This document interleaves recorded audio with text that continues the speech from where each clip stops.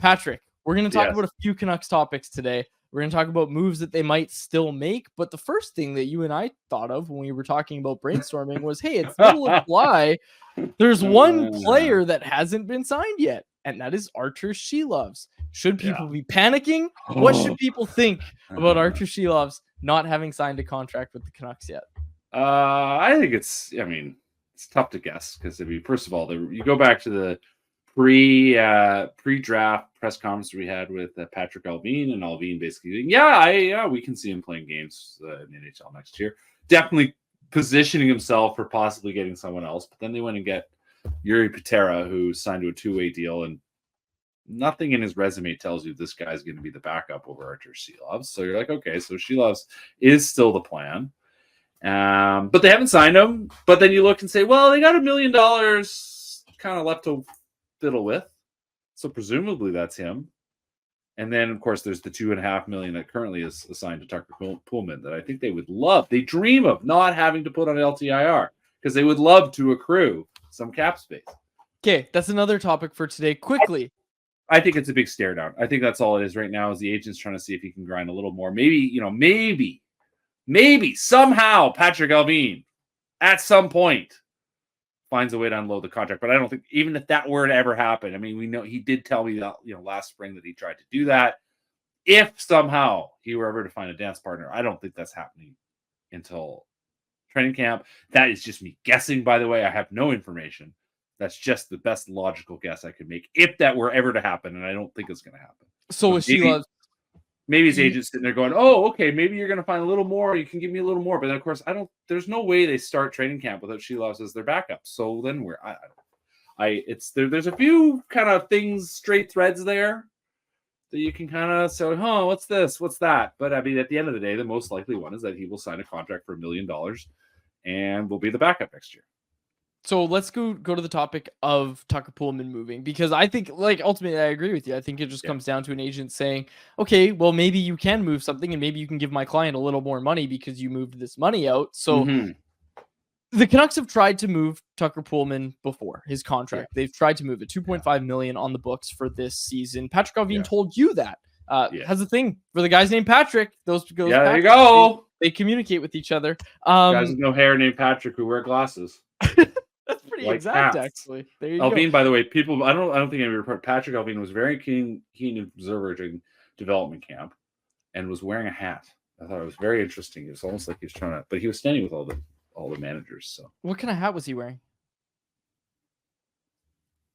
What kind of hat? I couldn't tell. Yeah, just a baseball cap. I didn't take him for a baseball cap guy. Oh, that's the other thing. That's a little piece of news. New Era is the new official headwear people of the NHL. Multi-year contract. I like that. I like that partnership because I'm sorry, if you're over the age of 13, you're probably not wearing a snapback. I don't know. I don't wear snapbacks, and you got these on-field caps by New Era, and they're beautiful. I think that's great for the NHL. I think that's really nice. But beyond that age, that's the thing I pointed out was the most important thing is that the NBA, NFL, all the major sport leagues are on the New Era page, except for the now. So let me put it this way. I do not believe Allvin was wearing a New Era Canucks cap. I think he was just wearing, whatever a guy his age in his early 50s wears, who has got a little bit of money, can afford a nicer ball cap. It was not a particularly branded ball cap. I guess it might have been a golf hat. If J. Pat were here, he could probably tell you from far away what the make and model and everything you need to know about. That's a Callaway. That's a Callaway. He's exactly Callaway. Whatever. Yeah. Okay. So apologize for the lack of reporting on that. Back to the topic we were discussing was the movement of Tucker Poolman's contract. Accruing cap space really helps you at the trade deadline. And for those that don't get it, basically the easiest way to think about it is if you're under the upper limit of the salary cap and you're not in LTIR, which LTIR buys you cap space. If you're under that limit at the trade deadline, you're basically going to have double. So you're going. Well, no, every day, even more. Every day you don't spend money, right? If you're not at the cap, you're not at the limit, every day you don't spend money. That amount of money for your daily expenditures goes in a piggy bank. And if you are able to carry on, adding to that piggy bank, as the season progresses, you may not be every day because you have to call people up, whatever. But if you can have a little bit of money to play with in that piggy bank at the trade deadline, you only have to pay like the last sort of, I think it's probably what, third or quarter Yeah, of the third. player's It's salary. prorated. Yes. It's about that. So like as an example, we know that the Canucks were very interested in Chris Tanev last season. And at the end of the day, they couldn't make it work at the trade deadline because they just didn't have enough cap space to make a trade work. And, if they'd had more cap space to work with, they probably could have made the trade. In the end, they lost out to the Dallas Stars, who had other things to offer. But that's just one example. So, and I think they would have, in failing Tanev, they would have liked to add another winger. If they'd been able to add another winger because they didn't have to, they didn't need the other team to retain salary, that changes it all. So in their dream, I mean, Alvin mentioned it at the deadline. He wasn't creating cap space. We know it's a dream he has. So I'm not saying it's a certainty, but even if they can get, for instance, Arturs Silovs under it's $1 million in change they have, as far as we know, on their salary cap that they currently have left open. If they can find a way to maneuver into that, and if they have a bit of change left over, they can start the year like that, and they'll have a little bit of money to work with. Okay, let's go over some cap scenarios for the Canucks, Patrick. Let's talk about what it looks like if they don't move Poolman, what it might look like if they do move Poolman, and what that all means. Obviously, we know about the accruing cap space, but let's say that they keep Tucker Poolman. What opportunities does that unlock for this team? Well, I mean, $2.5 million is a lot of stuff to work with, right? Like you can talk about finding a center that's not Pius Suter. Like I think Pius Suter's gonna be fine. I think Pius Suter was running some bad luck playing with Joshua and Garland before he got hurt. I think it's a fascinating possibility. He's a sharp player. He makes things better when he's on the ice. The Miller-Besser line was so much better when he was playing with them in terms of puck possession. And that's the kind of thing you want on your third line. So I am of the view that they're fine. That said, if somehow in this dream scenario, you're able to move off Tucker Poolman's $2.5 million, you would like to use that on a forward. Or, David, and we're going to talk about this in a little while, I think, you could use it on a defenseman. Right? Like a defenseman who can actually play for your team. Because if you couple it with, say, sending Mark Friedman to the minors or Noah Jules to the minors, that's like $3 million you can work with. You can get a decent defenseman for $3 million. Now, there's not a lot left on the market, so we're not talking about necessarily signing a player, but you can start doing some trades and shifting stuff around.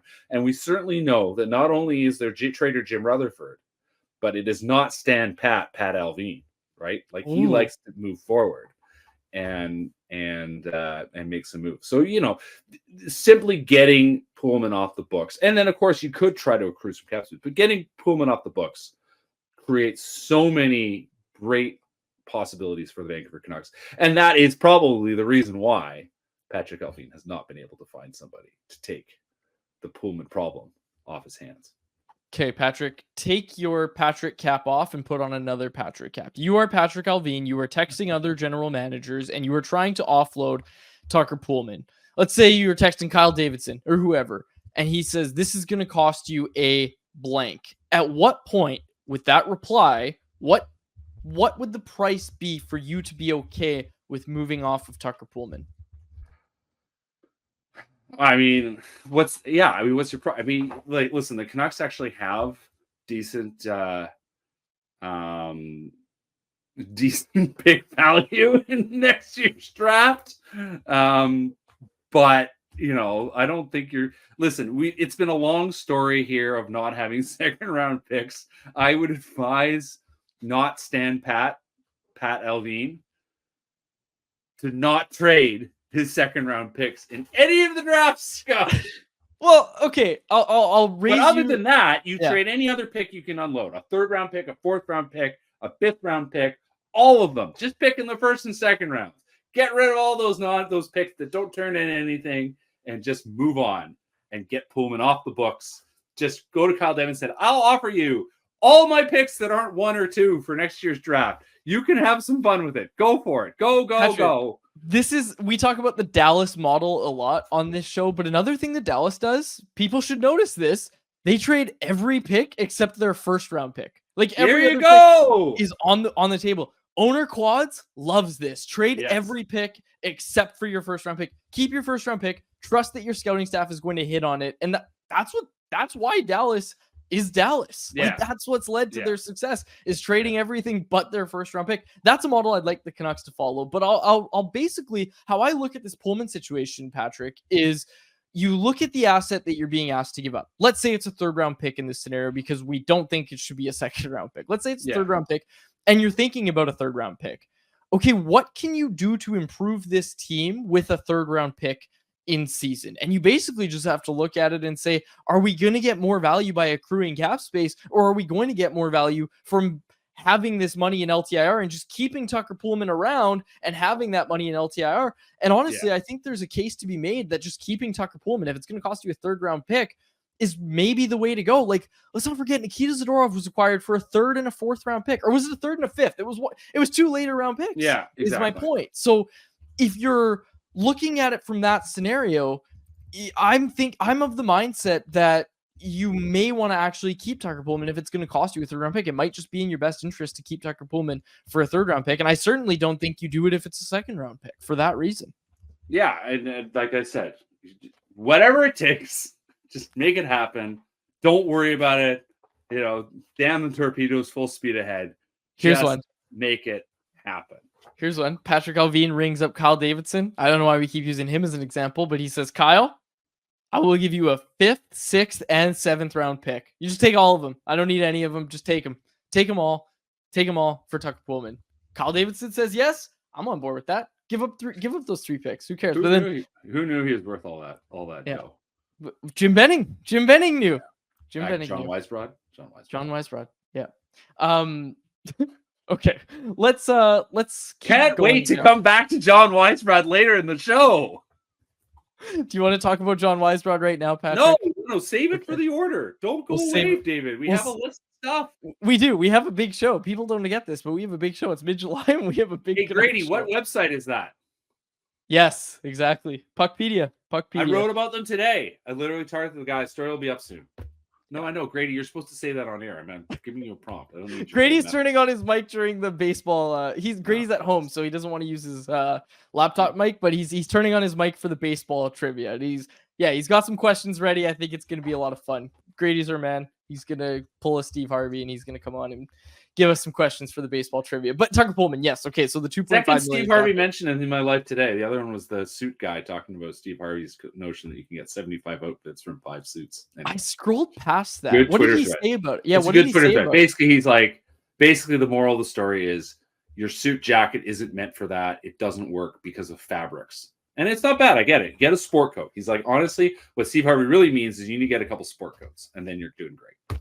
I don't mean to put you on blast, but aren't you a big mix and matcher of your suits? I am. Yeah, and I understand what I'm doing. I know I'm taking risks when I do it. So everybody knows this. My fiance Victoria has a fashion degree, and she knows. Sorry, David, are you getting married? Yeah, you know that. Yeah. Oh, really? And look, I said fiance instead of girlfriend, which I have started to get in the habit of. It's fun, but it doesn't last for very long. At least it shouldn't. So that's the tip out there, fellas. Yeah, I basically Have get a plan. dressed. And then I show her what I'm wearing, and I say, "Does this work?" And she shows me why it doesn't, and then I go fix it. So it's super easy. I got my little fashion advice right there. Yeah, I gotta say that's a real cheat code. It's just like put something on that I think looks good. Walk outside. Does this look good? It's like no, but you need to change this one thing, and it'll look good. And boom, I look good. So my wardrobe stinks anyway, so I need to anyway. Carry on. Okay. Yeah. I forgot about this. Cody, our pal Cody Sievertson, made a Canucks version of Puckpedia for himself. It's his own little webpage. So go find that one out, folks. Maybe I'll post it on Twitter. But that's it's really Cody, good. Yeah, really good essential resource, as he called it, in the chat.